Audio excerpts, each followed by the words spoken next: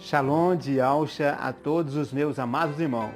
Vivemos um reino, temos um rei, e esse rei é Yahushua, o filho do Criador Yahweh.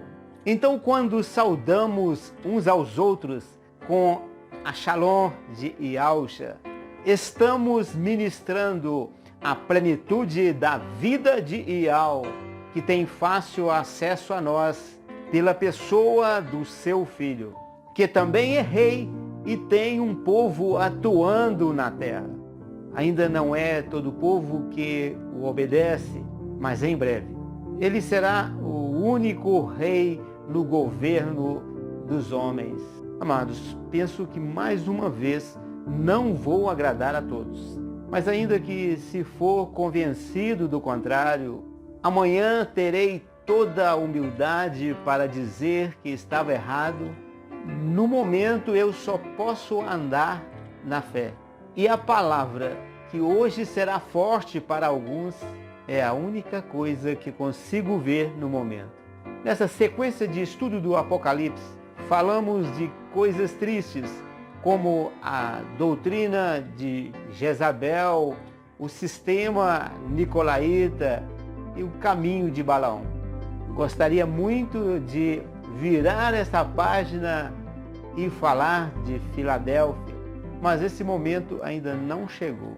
O conteúdo da porção de hoje está na carta a Esmirna.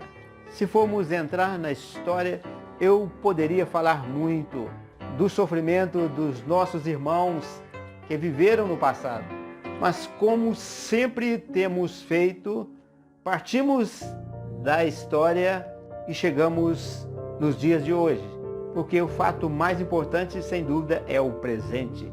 A pergunta é: o que o sofrimento nos ensina hoje?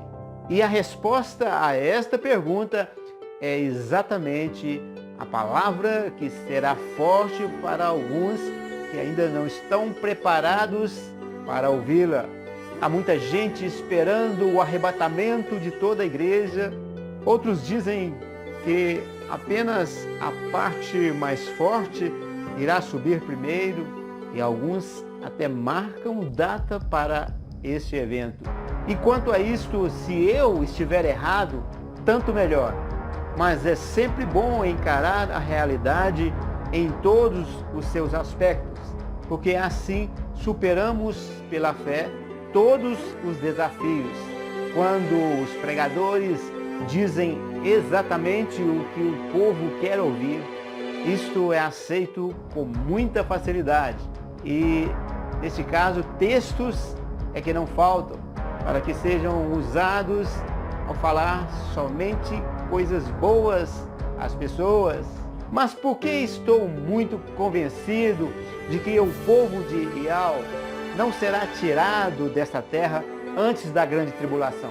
Estou partindo deste texto a Esmirna, mas não o tomo como a minha única base. A minha conclusão tem como argumento toda a história de sofrimento que o povo de Yahweh enfrentou até agora. E isto sem dizer dos próprios ensinos acerca das aflições, provações registrados nas Escrituras.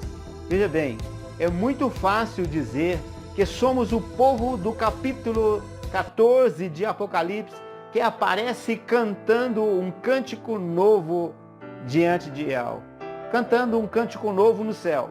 Mas será que o nosso caráter é aquele que está escrito no texto? E se for, somos aqueles que seguem o Cordeiro em qualquer lugar que vá? O Cordeiro vai para o matadouro. Estamos dispostos a isto? Sempre queremos o melhor, mas a história nos ensina exatamente o contrário. A entrega, a renúncia e toda a dedicação de uma vida inteira em prol do Evangelho não impediu que o apóstolo Shaul tivesse que inclinar a sua cabeça para a decapitação. Se estamos aprendendo com a introdução de cada carta, o que dizer da verdade? que o próprio Iausha se identifica com os irmãos dizendo que esteve morto e reviveu. Shaul completou a carreira e estava sendo entregue como oferta no altar. Ele está incluído neste texto que diz: havendo aberto o quinto selo, vi debaixo do altar as almas dos que foram mortos por amor da palavra de Iau e por amor do testemunho que deram. E clamavam com grande voz, dizendo: até quando, ó verdadeiro santo, não julgas e vingas o nosso sangue dos que habitam sobre a terra? E foi dito que repousasse ainda um pouco de tempo, até que também se completasse o número de seus conservos e seus irmãos, que haviam de ser mortos, como eles foram. Sabemos que o antimachia enganará os habitantes da terra, mas quanto aos santos, vai guerrear com eles.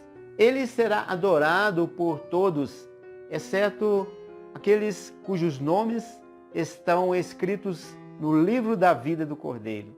Entre aqueles que se assentarão em tronos para julgar as nações durante o milênio, também se encontram os mártires que viveram e morreram durante a grande tribulação.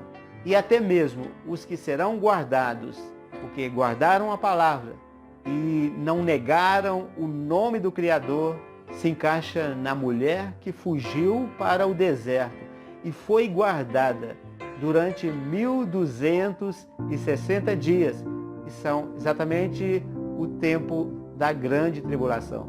Depois desse período, sim, o capítulo 14, que é um resumo dos acontecimentos mais importantes deste livro, diz que a seara da terra já estará madura e que o trigo será colhido. Aí sim, haverá o arrebatamento de todos os santos que ainda estiverem na terra. Isto acontecerá antes das piores pragas, que são as 7 taças. E isso sem contar que as primícias, que são os primeiros frutos da terra, se enquadram muito bem nos irmãos que viveram nos primeiros séculos da igreja. Assim como Daniel não foi salvo de entrar na cova dos leões, e nem os seus companheiros de serem jogados na fornalha ardente, mas sim foram guardados no campo de batalha. De semelhante forma, tudo que as Escrituras nos dizem, seja por meio da história ou dos ensinamentos, é que a nossa fé é provada mediante o fogo. Bem-aventurados são os que sofrem perseguição por causa da justiça, porque deles é o reino dos céus. Para os irmãos em Esmirna, o conselho não foi para não temer o sofrimento, ou que não haveria sofrimento, e sim ser fiel até a morte, porque fazendo isso receberiam a coroa da vida, figura do reino milenar do Mashiach. E o próprio irmão Yohanan escreveu esta carta, recebendo as palavras diretamente de Iau, estava preso na ilha de Patmos, exatamente por causa da palavra de Iau e do testemunho de Iausha. Amados, esta é a porção de hoje. Um forte abraço. Fica na Shalom de Iausha.